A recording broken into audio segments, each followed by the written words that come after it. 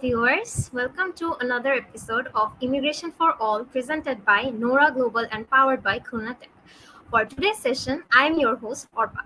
You may already know that we have rebranded our popular Monday Live series under this new banner to better reflect our mission of providing comprehensive immigration insights. So, for today's session, our topic is Writ of Mandamus. So, without any further delay, let's welcome our guest speaker, Mr. Raju Mahajan, the Principal Attorney of Raju Law.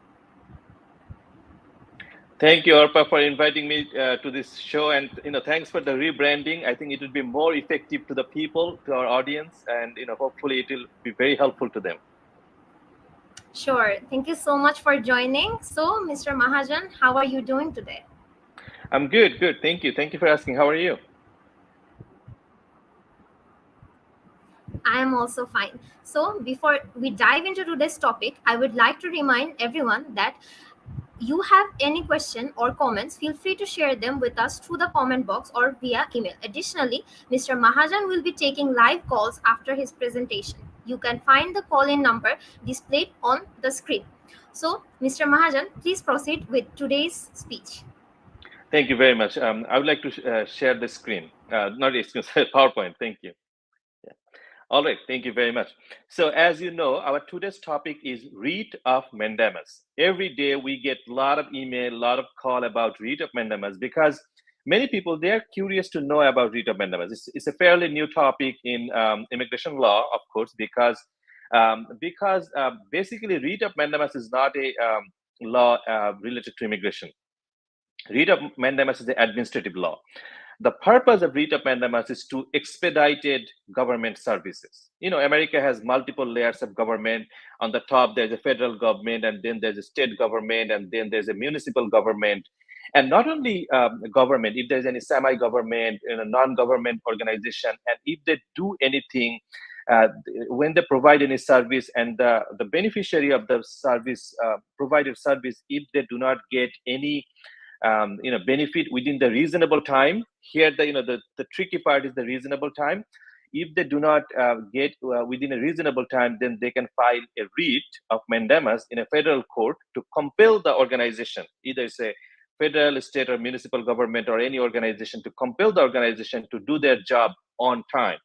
However, we use this administrative procedure law for the purpose of immigration benefits. That's why, like, a lot of people, they had no idea about Writ of Mandamus, and now it's getting popular day by day. That's why today we are going to talk about Writ of Mandamus. Next slide, please. So, what is Writ of Mandamus? As I said, it is a lawsuit in a federal court to compel a USCIS officer or another court to do their job within a reasonable time. Here I said USCIS officer because our show is all about immigration law, but it doesn't have to be USCIS officer. It can be a USCIS officer, an embassy officer, or anybody who is involved with in any government agency. So it's a lawsuit in a federal court to compel a U.S. government official or another court to do their job within a reasonable time. Now, what is a reasonable time? That's very subjective. It depends on many factors. I'm going to talk about that in a minute. But in general, the law says reasonable time. All right, next slide, please. Okay, so when you can file Writ of Mandamus? Anytime when there is an unreasonable delay, and that can be in any steps or any stages of immigration. Here I mentioned before the fingerprint, before the interview, before the result, before the court hearing, and it can be any office. Like, let's say you filed for an immigration benefit in a U.S. embassy in a foreign country, and let's say the embassy is not doing their job on time, then you can file a Writ of Mandamus against that U.S. embassy in the foreign country. However, I must tell you that there is a doctrine. It's called doctrine of consular non-reviewability, meaning most of the, or at least a handful of embassy activities, like a consular activities, is under the Consular Non-Reviewability Act. We cannot file mandamus for those actions. I'm not going that detail into consular non-reviewability because that's not the scope of our discussion today. We will probably talk about consular non-reviewability another day. However, just keep in mind that not not all kind of delay is addressable by writ of mandamus. Let's say that in that way. Let me give you another example. Let's say you are a US citizen, you applied for your siblings, and there is a 14, 15 years delay because of the visa bulletin. That delay is not addressable under writ of mandamus, because that delay is a procedural delay, and it is not, it's not like administrative, or it's not like, any negligence related to delay. That's why you cannot file writ of mandamus to address that delay. However, all other kind of delays you can address through writ of mandamus. Okay, next slide, please. So what is an unreasonable delay? That's a $1 million question, because anytime I talk to any client about writ of mandamus, they ask, so what is an unreasonable delay? So nobody knows what is an unreasonable delay. That's like the short answer. Nobody knows what is an unreasonable delay. However, for the purpose of our practice in our firm, so every lawyer, every attorney will define unreasonable delay in their own way. Every judge will decide unreasonable delay in his or her own way. USCIS officers will define in their own way. So everybody who is qualified to interpret law, they will define unreasonable delay in their own way. However, for our purposes, can I go to the next slide? Yes. Okay. No, this is not the one. Okay. So, but please keep this slide. Okay. So for the purpose of our firm, we defined unreasonable delay in a certain way. So, for example, let's say you applied for a student visa in US Embassy, Ghana. I'm just saying, just giving example. And let's say the embassy kept you in administrative processing for more than 6 months. Then, for a student visa, F1 visa, in my opinion, it's an unreasonable delay. And you can file writ of mandamus to expedite your case. On the other hand, if it's a family-based application, and let's say you are documentarily qualified, everything is good, the embassy is ready to schedule your interview, and they are not doing it. And let's say you applied for siblings in the country of Nigeria. If you have been waiting for more than 1 year after you are documentarily qualified and an embassy is ready to schedule an interview, then you can file writ of mandamus. So for family-based application, 1 year, I would say is enough. It's an unreasonable delay. Let's say asylum. You applied for asylum within America, and let's say you are not getting your fingerprint done, getting your interview or anything. You're not getting it. I suggest to wait at least 1 year. Better if you wait 2 years and then you apply for writ of mandamus, then this is better. On the other hand, for H1B, 2 months waiting, I would say a unreasonable delay. For L1, O1, I would say 4 months. So it depends. It depends on the case, depends on the background, depends on the country. So yeah, that's the thing. Like, nobody knows what is the unreasonable delay. It depends on many factors. But anytime, you see that, yeah, I've been waiting for a long time, I think then you can consider for writ of mandamus. All right, for this slide, so before filing a mandamus, I would like you to take certain steps before you file writ of mandamus. And here are the things what you should do before you file writ of mandamus. First, you must exhaust all available options, because mandamus is a lawsuit. You're going to a federal court. You're filing a case against US government. So I would like you to try all available options, exhaust all available options. Only then you file writ of mandamus. Also, you request the office to expedite your case. So let's say your case is pending in a US embassy in Dubai. I'm just saying. So you request the US embassy in Dubai to expedite your case. Let's say your application is pending in NVC, National Visa Center. You request them to expedite your case. After that, you can also contact Immigration Ombudsman Office. Let me spell out that for you. OMBUDSMAN, Ombudsman Office. They can also inquire about your case, and sometimes it helps, sometimes it doesn't, but at least it's worth trying, and it's free. You do not need to pay any money for Ombudsman Office inquiry. So try that before you file writ of mandamus. Also, federal senators, congressmen, they have authority to inquire about any case to USCIS. Sometimes it helps, sometimes it doesn't, but it's free and it's worth trying. After trying all these options and exhausting all the available options, then you file writ of mandamus, because writ of mandamus is expensive. Court fee is $405. On the top of that, most of the attorneys will charge like a $5,000 to $10,000 just for this lawsuit, which way less than most of the attorneys, but we charge like a $3,000. Plus, we need to ship a lot of files to different defendants. In general, there are like a 10 to 12 defendants. So sending those files to those defendants is also expensive, right? Almost $200, $300 just for the FedEx fee. So since it's expensive process, I would like you to try all the available options, and if you do not get your expected result, then file writ of mandamus. Next slide, please. All right. So what are the steps? So first, we file lawsuit to the court. So that court is also very subject to define, because in America there's almost 200 federal courts. Depends on that's a whole new calculation. It's called venue shopping. I know it's a legal term, so many of you may not understand, which is totally okay. So which court we are going to file lawsuit, that also depends on many factors. Again, I'm not going that detail here because it would be it will be very complex for you. So first thing is we file a lawsuit to the court. Once you submit it to the court, we receive summons from the court, like sealed summons in the from the court. Then we print the summons, and we including all the document and the actual petition. We ship it. We send those to defendants. The common defendants are, for immigration purposes, number one, USCIS director. If it involves embassies, Secretary of State,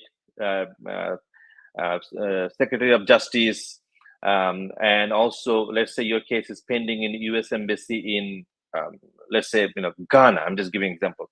So we will definitely make, U.S. Ambassador to Ghana, Consular General, and all the appropriate officers. They all are defendants to this lawsuit. So in general, there are like a 10 to 12 defendants, and we send summons to all defendants. Once defendants receive summons and other documents from us, they communicate with OSA, Assistant U.S. Attorney. So there are many, assistant U.S. attorneys in their own jurisdiction. So defendants contact them, and OSAs, they contact us. So we have a regular communication with OSA. At the same time, we have a regular communication with the court. And, in general, most of the writ of mandamus cases, at the end of the day, it doesn't go for hearing. However, it may go for hearing, but it doesn't go to hearing. Most of the writ of mandamus cases are resolved before going to the actual hearing. That's why it's very beneficial for the client. So at the end of the process, of course, you get your result. Next slide, please. All right, few things to know for writ of mandamus. So, purpose of mandamus is not to approve your case. Many times clients send us email and call me and say, hey, is it guaranteed that I'm going to get the visa? The answer is no. Nobody can give you guarantee about anything, especially in legal world. There's nothing 100% guaranteed. If anybody tells you it is 100%, he is lying, or he has no idea about law. So in legal world, it's not binary. Many of you are probably know about the computer binary system 0 and 1.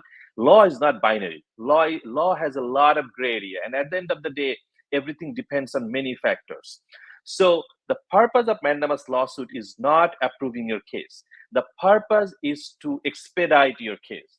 Now, in most cases, when we expedite any case, cases get approved, visa get approved, because if USCIS or the officer had any reason to reject your case, deny your case, they would do that, even before going to that time. So the reason the case is still pending because they cannot make their mind, or they're waiting for some document or something. That's why when we file writ of mandamus, in most cases, cases get approved, but doesn't mean that the purpose of mandamus is to get approved. All it means for the purpose of mandamus is to get the case expedited. That's it. There is no fixed course of action. There's another thing. So many times our clients say, hey, my friend filed a writ of mandamus and he got this after that. So please remember that there is no fixed course of action. When it comes to court, every court is different. Every judge is different. Even sometimes same judge, he or she said something, let's say 2 months ago, and today he or she is saying a totally different thing. It happens all the time. So when we attorneys, we deal with a case, we know that every case is unique. every case's course of action is different, and we act based on the action taken by the OSA or by the court. We cannot just follow a fixed course of action. There's nothing like fixed. It depends on the situation, and we react based on the situation.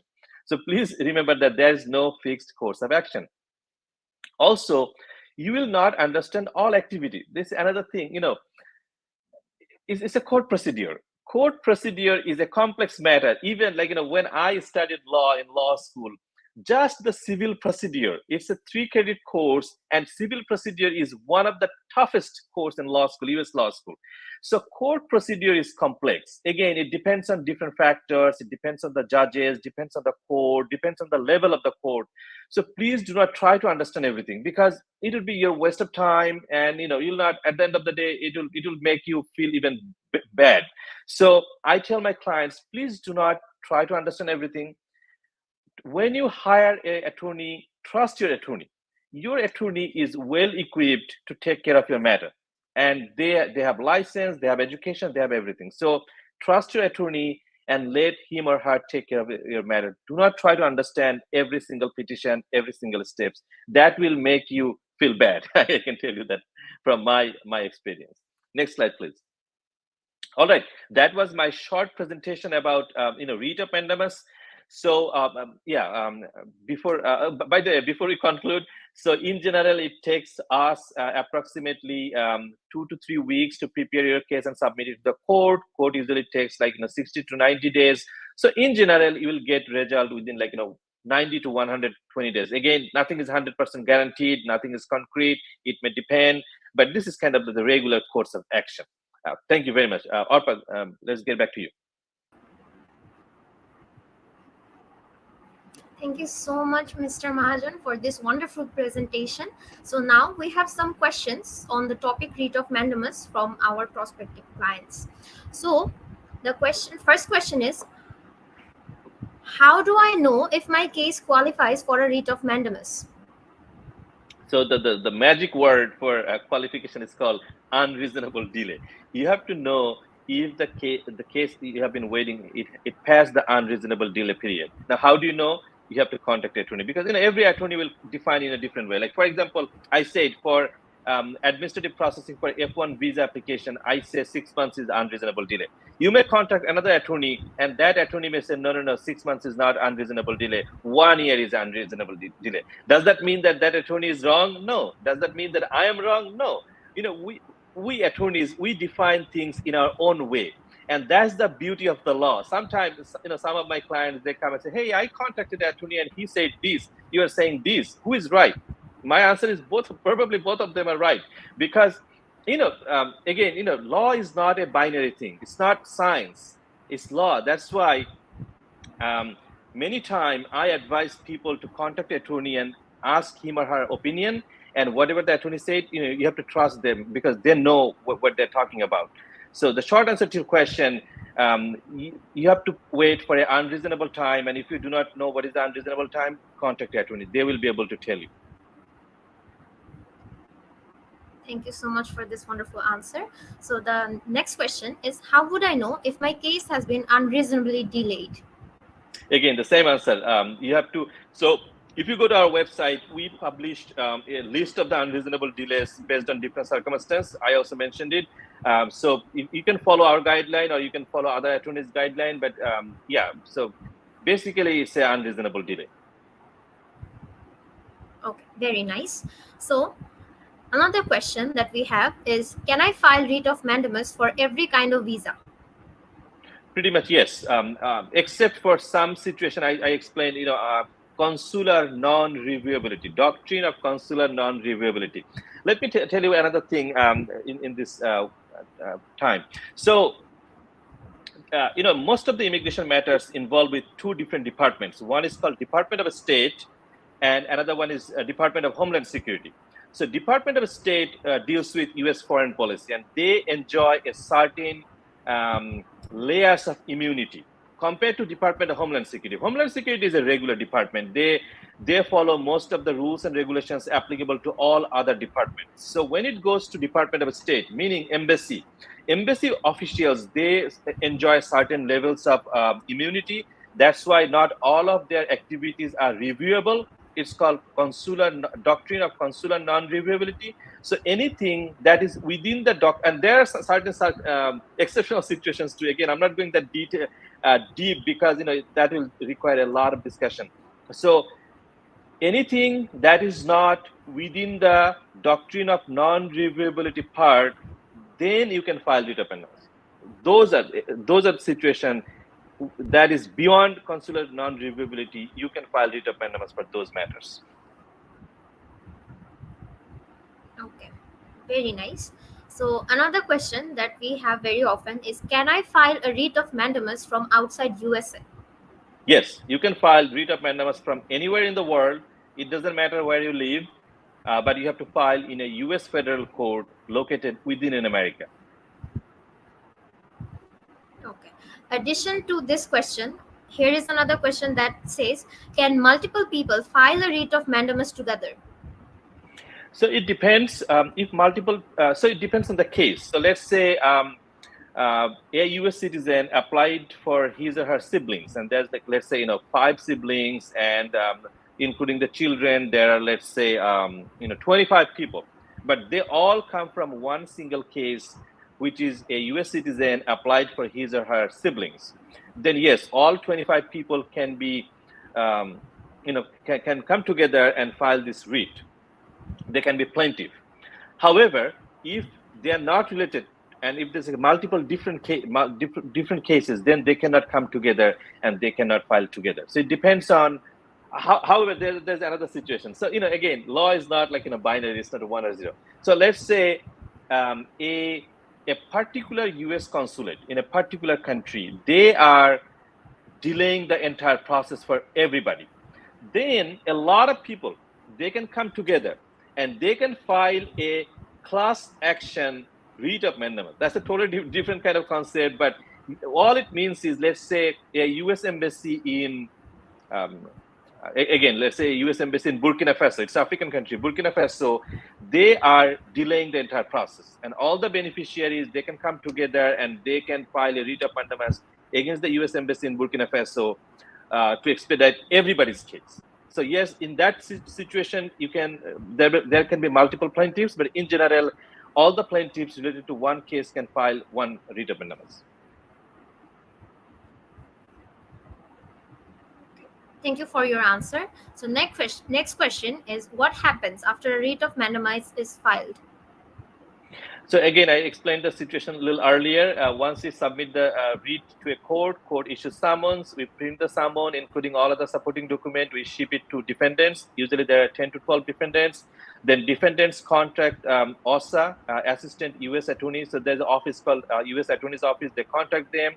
And Assistant U.S. Attorneys, they usually contact us. So there's a regular communication between your attorney, Assistant U.S. Attorneys, and the court. So there's a 3-way communication, and at the end of everything, you get your result.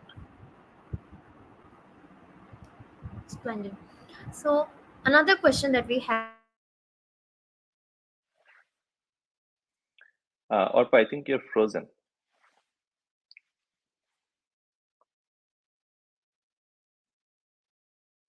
I think we lost Orpa. Our admin team, can you please play that news?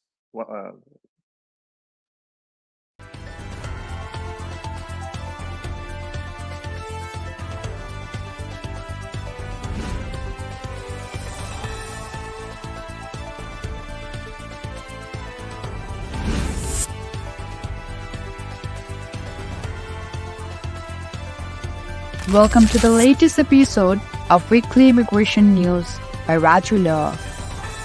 This week we brought to you 4 latest developments in the immigration arena. Let's start with the headlines.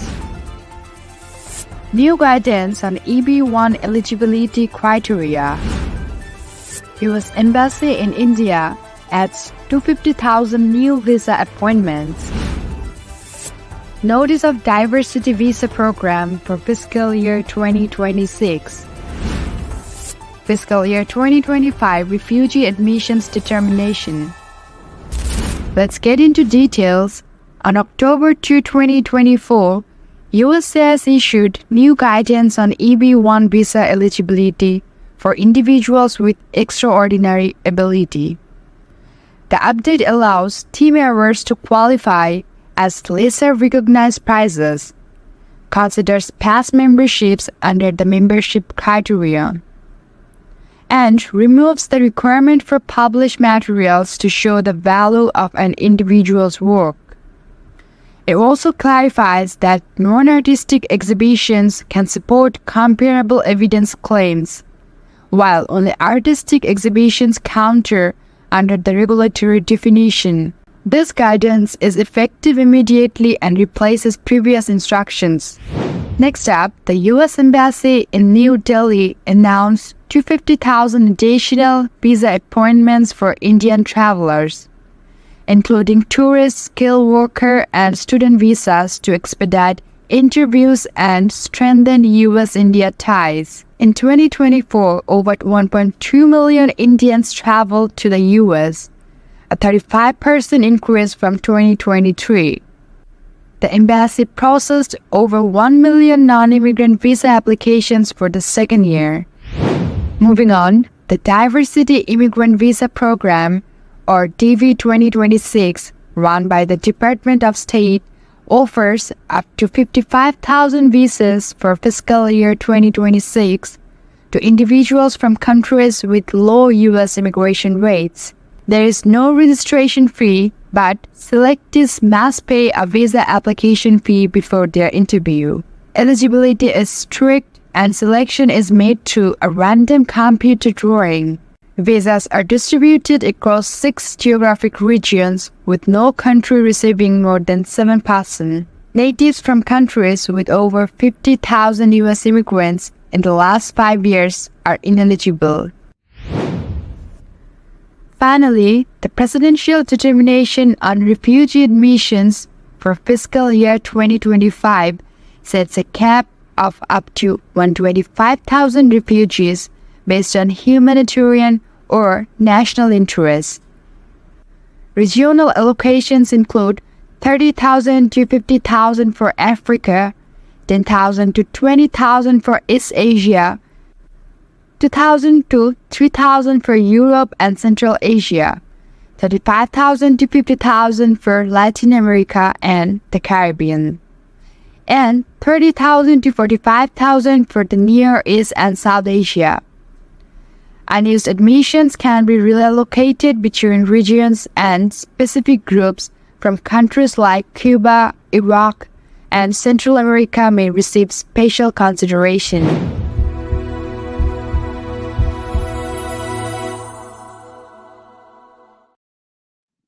Well, thank you very much, audience, for watching our latest immigration news. So we lost ARPA because of some technical glitch from her end. We had a plan to continue this in a question answer, but since she is not here, we'll end our program today. But please come back again next Monday at 11 a.m. Eastern Time. Every Monday we do this show, and feel free to reach out to us for any question regarding U.S. immigration. We'll be happy to answer all of your questions. Again, thank you very much, everybody. I say goodbye from our team. Have a wonderful day. Raju Law, a leading immigration law firm in the United States, boasts an impressive success rate exceeding 99% in immigration cases. The firm operates from offices located in Washington, D.C., Atlanta, Los Angeles, New York, and Dhaka, featuring a dedicated team of 7 attorneys alongside over 100 law clerks and case managers. Raju Law has firmly established itself as a prominent force in the field of immigration law. In the complex landscape of U.S. immigration, Raju Law specializes in Writ of Mandamus, a process that expedites delayed immigration cases, ensuring prompt interview dates with USCIS or the embassy. To access the streamlined services offered by 𝐸𝐸 Law, individuals can reach out via the provided contact details on the screen or send an email to info@𝐸𝐸law.com. For any immigration-related assistance or consultation in the United States, 𝐸𝐸 Law is a reliable destination.